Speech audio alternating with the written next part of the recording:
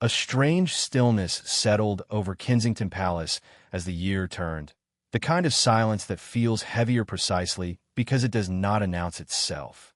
In a world where every appearance is scheduled, every smile documented, and every absence quickly explained, this one lingered too long to ignore. The familiar rhythm of royal life faltered. Engagements quietly disappeared from the calendar. Cameras waited, then left. And across Britain and far beyond its borders, an uneasy question began to form in the collective mind. Where was she? At first, the answers were gentle and reassuring. Fatigue, recovery, a need for rest away from the public eye. Words chosen carefully, delivered with practiced calm. Yet as days stretched into weeks, reassurance started to sound hollow. The absence was no longer a brief pause, but a widening gap, and in that gap speculation rushed in. It always does. In the modern age, silence does not soothe curiosity. It fuels it. What made this moment different was not just who was missing, but who suddenly entered the conversation. A woman known for years as a quiet presence, someone who had mastered the art of standing just outside the spotlight, now found her name echoing across headlines and whispered conversations alike. She was not a royal by title, yet she was bound by blood, loyalty, and shared history. For most of her life, she had been careful, private, deliberate. That restraint is precisely why her rumored words carried such weight. People remembered her first sudden brush with global attention, a single moment that turned anonymity into instant fame. She had navigated that transition with remarkable discipline, choosing discretion over spectacle, normalcy over notoriety. Over the years, she became almost a symbol of balance, proof that proximity to power did not require surrendering one's private self. So when stories began to circulate that she had quietly spoken out, even indirectly, it felt like a tremor beneath a carefully polished surface. The rumors did not arrive all at once. They emerged in fragments. A comment here, a concern there, always attributed to unnamed sources, trusted friends, those supposedly close enough to know the truth, but distant enough to remain unseen. According to these accounts, what was happening behind closed doors was far more serious than the public had been led to believe. The official narrative spoke of routine procedures and steady recovery. The unofficial one hinted at fear, complications, and emotional strain that could not be packaged into a press statement. As these parallel stories unfolded, the public found itself caught between hope and dread. On one hand, there was a deep desire to believe the reassuring version, the one where everything was under control and normal life would soon resume.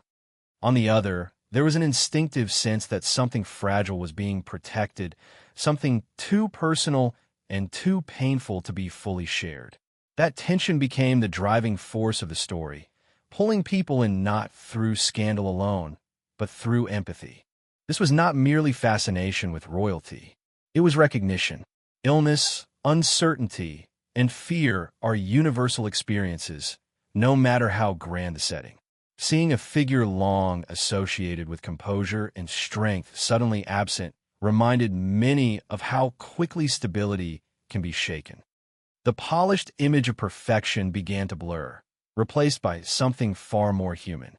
And in that vulnerability, millions felt an unexpected connection.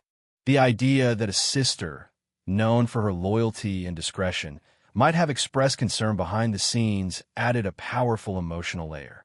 Sisters share a language that does not need an audience. Their worry is not performative, it is instinctive.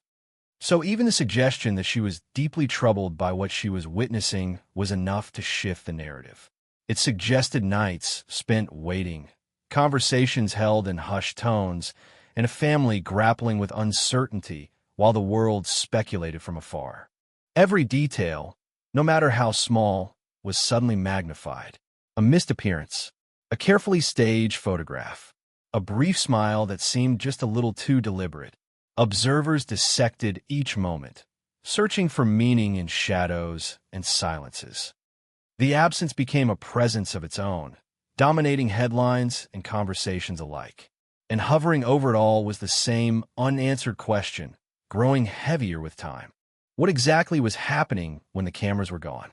And why did it take the quietest voice in the family to make the world start listening? Long before the world learned to read her expressions for hidden meaning, her life followed a far quieter rhythm, shaped by family routines, shared memories, and an upbringing that valued closeness over spectacle. The household she grew up in was neither aristocratic nor distant. It was practical, ambitious in its own modest way, built on steady work and an insistence on togetherness.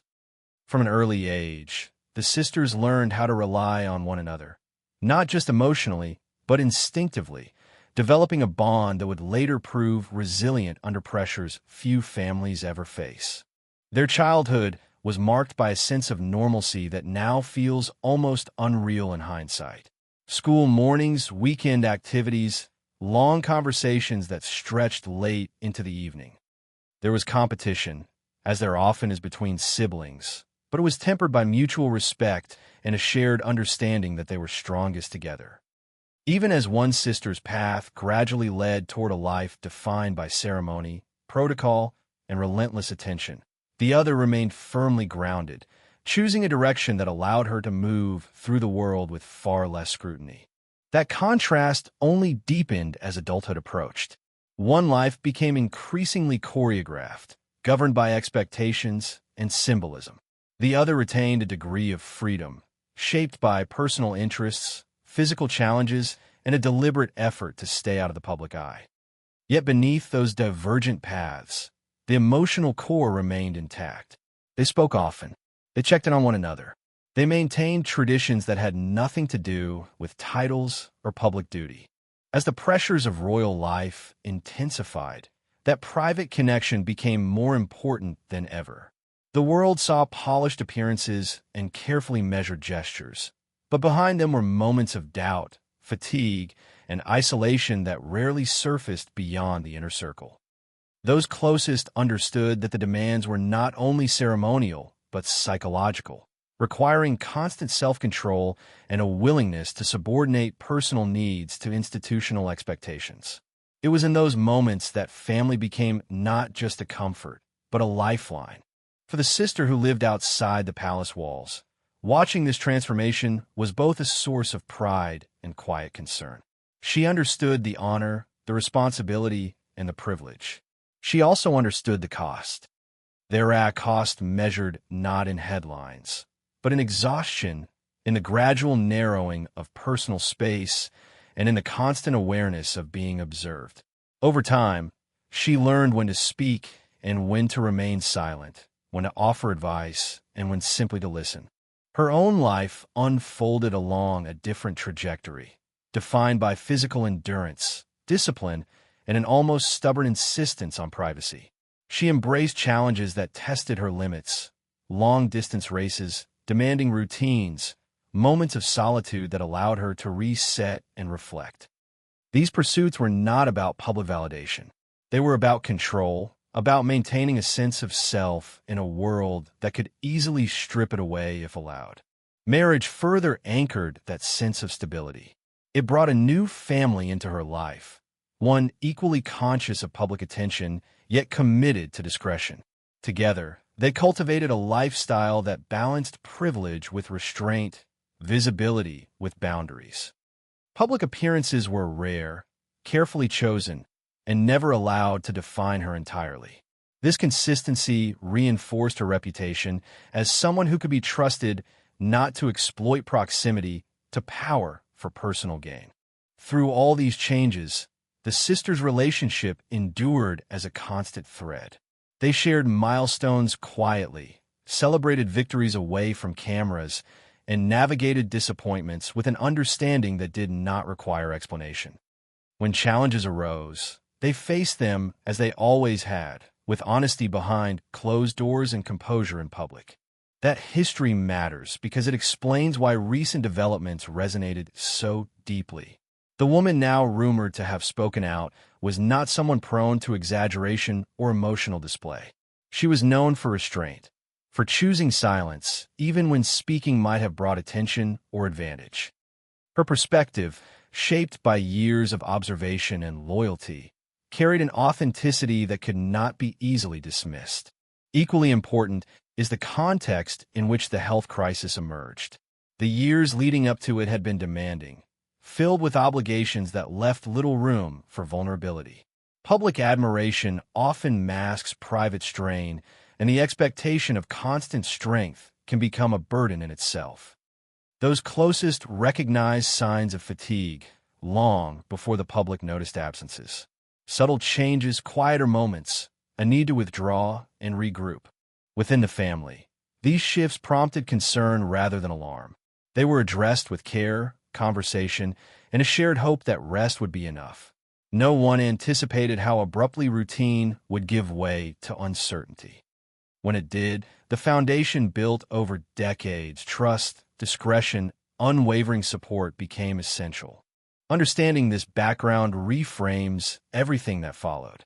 It reveals why the silence felt deliberate rather than evasive, why protection of privacy took precedence over immediate disclosure, and why any hint of unease from a normally reserved figure felt seismic. It was not the voice of someone chasing attention. It was the echo of a lifetime spent guarding family above all else. The shift from quiet concern to open uncertainty did not happen in a single moment. It unfolded gradually, almost imperceptibly at first, as routines were adjusted and expectations softened. Those closest noticed the changes long before the public did.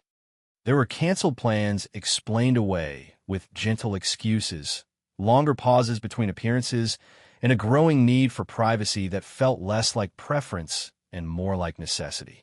What had once been a carefully balanced life began to tilt under the weight of something unseen. When the announcement finally came that surgery was required, it landed with a strange mix of relief and alarm. Relief, because it offered an explanation where there had been only silence. Alarm, because surgery, especially when described with caution rather than detail, signals seriousness even when reassurance follows. The words were measured, the tone calm, yet the absence of specifics left space for imagination to run ahead of fact. Recovery was promised. Time was requested. Understanding was implied rather than demanded. Inside the family, that period was marked by a different rhythm entirely. Days were structured around medical consultations, decisions made after long discussions, and moments of waiting that stretched endlessly. The atmosphere was not one of panic, but of vigilance, a collective holding of breath. Strength became a shared responsibility. No one allowed themselves the luxury of breaking down fully, because someone else always needed reassurance.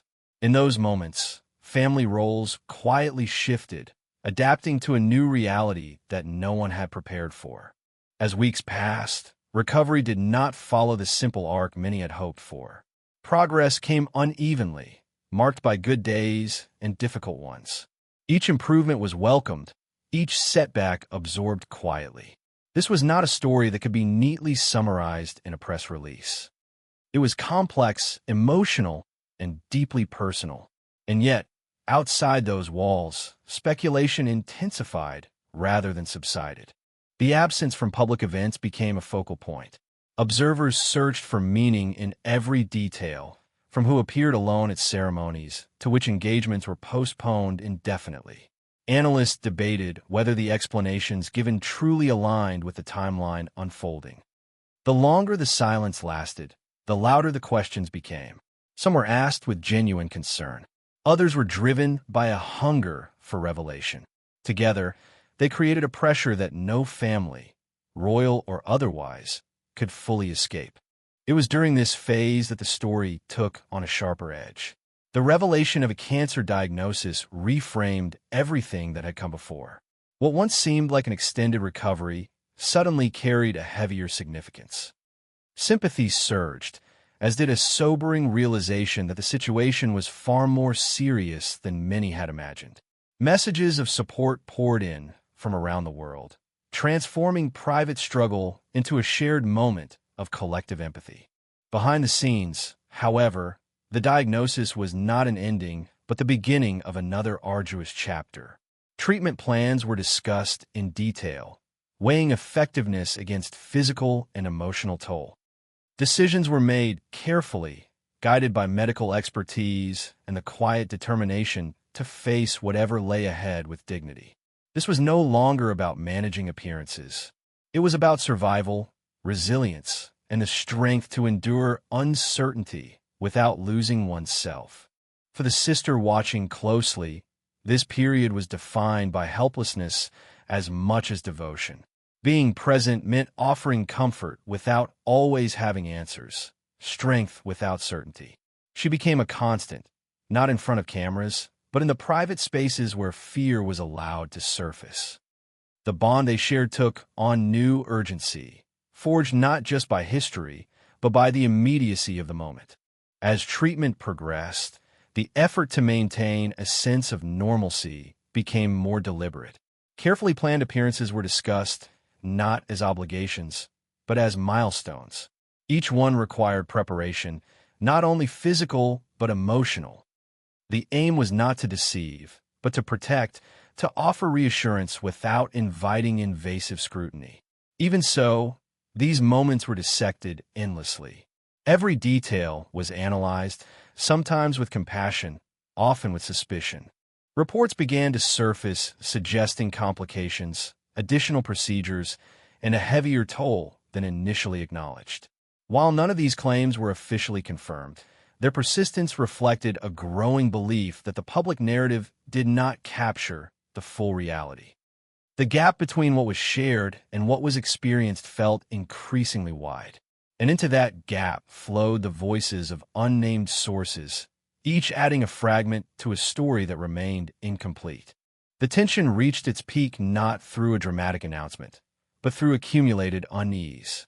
People sensed that the journey was far from straightforward. Recovery was not linear. Strength was being summoned daily, not displayed effortlessly. The polished image of composure now coexisted with glimpses of vulnerability that could not be fully concealed, no matter how carefully appearances were managed. Within the family, this phase tested endurance in ways few experiences can. It required patience, adaptability, and a willingness to accept uncertainty as a constant companion. There were moments of hope that felt almost euphoric, followed by days when progress seemed to stall. Through it all, the priority remained the same: protect what matters most, preserve dignity, and face the ordeal together.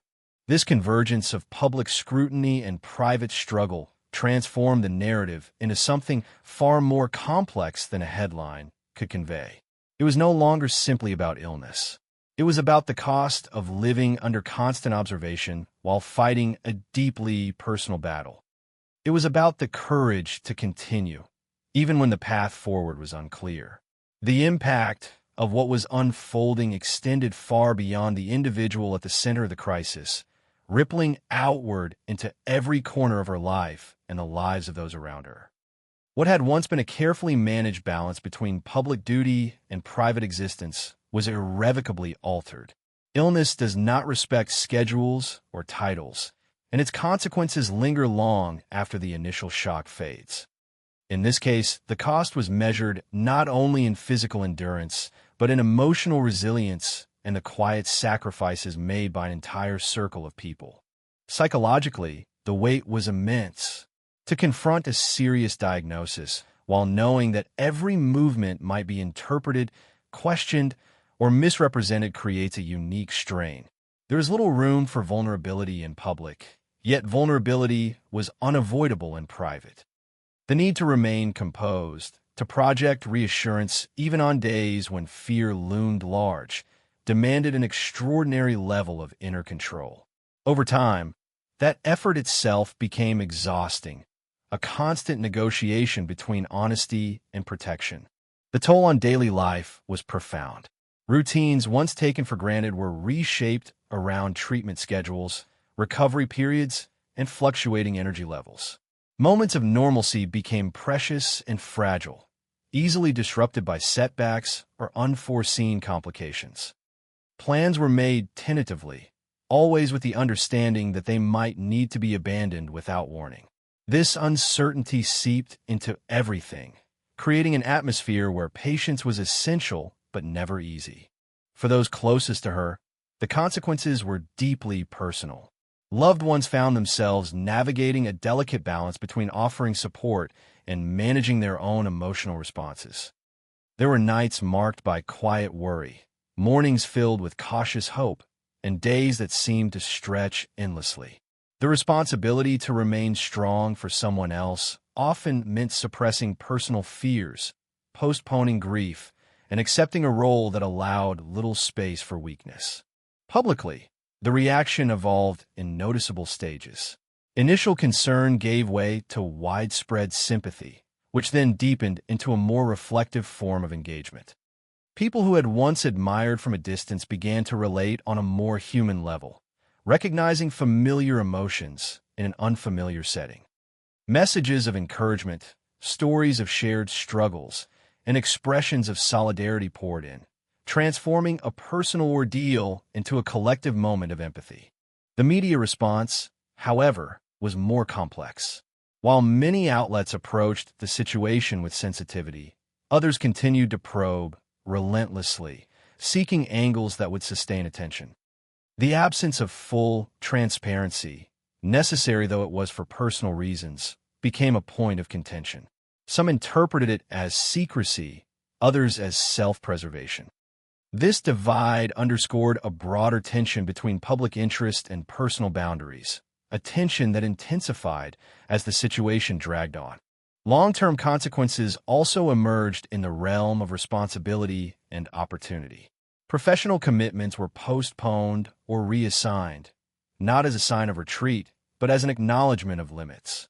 Each missed engagement represented more than an empty slot on a calendar. It symbolized a pause in momentum, a disruption of continuity that could not simply be resumed at will. Even with the best intentions, regaining that rhythm would require time, patience, and careful pacing. Emotionally, the experience left marks that would not easily fade. Serious illness reshapes perspective, forcing a reevaluation of priorities that once seemed fixed. Ambitions are reconsidered. Definitions of success shift. The focus narrows to what truly matters, often in ways that are invisible to outsiders. These internal changes, though subtle, influence every decision moving forward, altering the trajectory of life in quiet but lasting ways. The broader social impact was equally significant. The situation sparked conversations about health, privacy, and the expectations placed on public figures. It challenged the assumption that visibility equates to invulnerability, reminding audiences that strength does not preclude suffering. In doing so, it opened space for a more compassionate understanding of what it means to endure hardship under scrutiny. As time passed, the immediate shock softened, but the consequences remained. Recovery was ongoing, not just physically, but emotionally and socially. The ordeal had reshaped relationships, tested endurance, and revealed both the fragility and resilience that coexist beneath composed exteriors. What emerged was not a return to the past, but a gradual adaptation to a new reality, one shaped by experience rather than illusion. Behind the controlled statements and carefully chosen public moments existed a quieter world that few were ever meant to see. It was in this private space that the most demanding battles were fought, far from cameras and speculation. These were the moments that did not translate into headlines. The hours measured not by appearances, but by endurance, patience, and a silent effort to hold everything together. Those closest to her began to speak, not publicly, but in fragments that slowly found their way into conversation. Friends described a woman who remained outwardly calm, while privately confronting waves of fear that came and went without warning. There were mornings when strength felt almost tangible, when optimism filled the room and plans seemed possible again. There were also evenings when exhaustion settled deeply, when the effort to remain composed became heavier than the illness itself. These fluctuations were not dramatic or visible. They were human, quiet, and deeply personal. One recurring detail mentioned by those within the inner circle was the deliberate effort to preserve routine, even when routine no longer felt natural.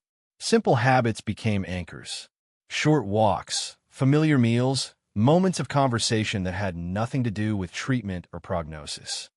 These acts may have seemed insignificant, but they carried enormous emotional weight.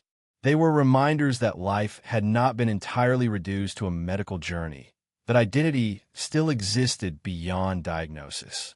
In these moments, family support took on forms that rarely draw attention. It was not only about presence, but about restraint. Knowing when to speak, when to distract, and when to simply sit in silence became a skill refined over time. Loved ones learned to read subtle cues, a change in tone, a hesitation before answering, a glance that lingered just long enough to signal fatigue. These small signals guided how each day unfolded. The sister at the center of so much speculation played a particularly delicate role. Her support was constant, yet intentionally unobtrusive. She avoided grand gestures, choosing instead to offer stability through consistency. Regular check-ins, shared laughter when possible, and quiet reassurance during more difficult moments formed the backbone of her involvement.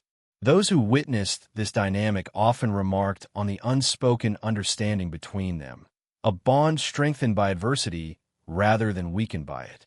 There were also efforts made to shield the next generation from the full weight of the situation. Maintaining a sense of normalcy for children required careful emotional management. Adults absorbed worry so that younger ones could retain moments of lightness. Ordinary routines were preserved wherever possible: school schedules, playtime, familiar rituals that offered comfort through predictability. Protecting innocence became another layer of responsibility added to an already demanding period. Professionally, unseen adjustments were taking place as well. Behind the scenes, teams worked quietly to ensure continuity without drawing attention to absence. Decisions were made collaboratively, often with an emphasis on long-term sustainability rather than immediate expectations. This discretion reflected a shared understanding that healing could not be rushed and that appearances should never come at the expense of well-being. There were also moments of unexpected connection. Messages from individuals facing similar struggles arrived in abundance. Many of them never acknowledged publicly but read privately with care. These stories created a sense of shared experience, a reminder that illness transcends status and circumstance. Knowing that others had walked similar paths, endured similar uncertainty, and found their way forward offered comfort that official reassurances never could. Yet not all unseen moments were marked by hope. There were periods when progress stalled, when optimism wavered and questions returned with renewed intensity. These were the times when patience was tested most severely. Waiting became an exercise in resilience, not knowing whether the next update would bring relief or further complication. In those moments, silence served not as avoidance, but as protection, a necessary boundary against overwhelming external pressure. The emotional labor required to navigate these hidden chapters was immense. It demanded constant adjustment, an acceptance that strength does not always feel empowering. Sometimes strength appeared as persistence, other times as surrender to rest. Recognizing the difference became crucial. Those closest learned to celebrate small victories, a good day, a stable result, a moment of laughter, without allowing setbacks to erase them entirely. These quieter stories rarely align with the narratives the public expects. They lack drama, resolution, and spectacle. Yet there where the true weight of the experience resides. They reveal how resilience is built not through grand declarations, but through countless small choices made when no one is watching. Understanding these unseen chapters adds depth to everything that followed. It clarifies why caution remained essential, why optimism was measured rather than exuberant, and why silence continued to play such a central role. What unfolded behind closed doors was not secrecy for its own sake. It was survival, carried out with dignity, intention, and an unwavering commitment to protect what mattered most. As the immediate crisis gradually gave way to a longer, more reflective phase, the meaning of everything that had unfolded began to shift. What once felt like an interruption to a carefully defined life now emerged as a turning point, one that quietly redefined priorities, values, and the very idea of legacy. The journey was no longer only about recovery in the physical sense. It became an inward reckoning, a reassessment of what endurance truly signifies when stripped of ceremony and expectation. Through months shaped by uncertainty, strength revealed itself in unexpected forms. It was not always visible in public appearances or reassuring statements, but in the discipline to listen to one's limits and the humility to accept help. The experience underscored a truth often overlooked in narratives of resilience, that perseverance is not synonymous with relentless forward motion. Sometimes it means pausing, recalibrating, and allowing vulnerability to coexist with determination. For someone whose public identity had long been associated with composure and reliability, this period altered the lens through which her role was understood. Duty, once measured by presence and consistency, took on a quieter definition. It became tied to authenticity, to modeling balance rather than perfection. The willingness to step back when necessary sent a subtle, yet powerful message about the importance of health and self-preservation, particularly in environments that prize endurance above all else. This shift resonated beyond the confines of personal experience. It contributed to a broader conversation about how society views strength, especially in figures placed on pedestals. The expectation of unwavering availability began to soften, replaced by a growing acknowledgement that humanity does not diminish authority. In fact, it can deepen it. By confronting illness with honesty and restraint, a new kind of leadership emerged, one grounded not in spectacle, but in quiet resolve. The role of family in shaping this legacy cannot be overstated. The unwavering presence of loved ones transformed adversity into a shared endeavor rather than an isolated struggle. Their support illustrated how resilience is often collective, sustained through trust, patience, and mutual understanding. In this context, legacy extended beyond public achievements to encompass the values demonstrated behind closed doors, loyalty, discretion, and compassion. Professionally, the long view began to take precedence over immediate demands. Future commitments were reconsidered with an emphasis on sustainability, ensuring that engagement would be meaningful rather than performative. This recalibration suggested a more deliberate path forward, one that honored both responsibility and personal well-being. The idea of contribution evolved, shifting from quantity to quality, from visibility to impact. There was also a deeper philosophical dimension to this transformation. Serious illness has a way of clarifying what endures when certainty dissolves. Relationships take on sharper focus. Moments once overlooked gain significance. Time itself feels altered, less abundant, more precious. These realizations do not fade easily. They inform decisions long after recovery progresses, quietly influencing how energy is spent and where attention is directed. The legacy taking shape through this experience is therefore not defined by a single event or announcement. It is woven from restraint, resilience, and the courage to face vulnerability without surrendering dignity. It challenges traditional narratives that equate strength with invulnerability and replaces them with a more nuanced understanding of perseverance. In this light, the ordeal becomes more than a chapter of hardship. It becomes a testament to the power of adaptation and the enduring impact of example. By navigating crisis with grace and intention, a path is laid for others to reconsider how they confront their own challenges. The story speaks not through grand gestures, but through the quiet affirmation that it is possible to endure, to change, and to emerge with a deeper sense of purpose. As the story draws toward its quiet conclusion, what remains is not the shock that first captured attention, nor the speculation that filled the long stretches of silence, but a deeper emotional residue that lingers long after the noise fades.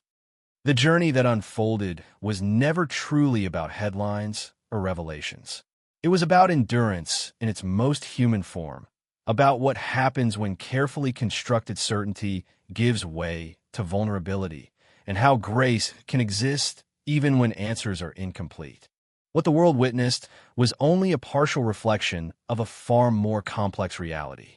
Beneath the surface of official statements and measured appearances lay months shaped by uncertainty, courage, and restraint. The absence that once fueled anxiety ultimately revealed something more enduring than fear. It revealed resilience built quietly, supported by family bonds and an unwavering commitment to protect what truly matters. In that sense, the silence so often questioned became meaningful in itself, a deliberate choice rooted in dignity rather than avoidance. For the public, this journey reshaped perception. A figure long associated with stability and composure became a mirror for shared vulnerability. The distance between symbol and individual narrowed, allowing empathy to replace curiosity and understanding to temper speculation. Many who followed the story recognized pieces of their own struggles reflected back at them. The waiting, the uncertainty, the hope that rises even when outcomes remain unclear. That recognition forged a connection far more powerful than fascination ever could. The role of family emerged as a quiet but decisive force throughout this narrative. Support was not expressed through grand declarations, but through constancy, discretion, and presence. It was evident in the way challenges were faced collectively, how strength was shared rather than performed. These unseen dynamics underscored a truth often overlooked, that resilience rarely stands alone.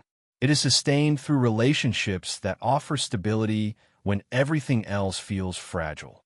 As attention gradually shifts away, the lasting impact of this experience continues to unfold. Recovery, both physical and emotional, is not confined to a timeline. It evolves slowly, shaped by reflection and recalibration. What lies ahead is not a simple return to what once was, but the emergence of something altered by experience, more deliberate, more grounded, and more attuned to balance. The future, while hopeful, carries the imprint of what has been endured. This story also leaves behind a broader lesson about the expectations placed on public figures and, by extension, on one another. It challenges the notion that strength must always be visible or uninterrupted. Instead, it offers an alternative image, one in which resilience includes rest, courage includes vulnerability, and leadership includes the willingness to step back when necessary. These ideas resonate far beyond a single family or institution, touching on universal questions about how we define perseverance in our own lives. In the end, what stands out most is not the adversity itself, but the way it was navigated, with restraint rather than spectacle, with intention rather than urgency, with a focus on what could be preserved rather than what had been disrupted. That approach transformed a period of crisis into a narrative of quiet strength, one that continues to inspire reflection rather than demand attention. As the world looks forward, there is a sense of cautious optimism grounded not in certainty, but in trust in recovery, in adaptation, and in the enduring power of human connection. The road ahead remains unwritten, but it is illuminated by lessons earned through hardship and carried forward with purpose. What stays with us is a reminder that even in lives lived under constant observation, the most meaningful battles are often fought in silence. And it is within that silence that character is revealed, bonds are strengthened, and legacies quietly take shape. Would you like to continue with any refinement or adjustments?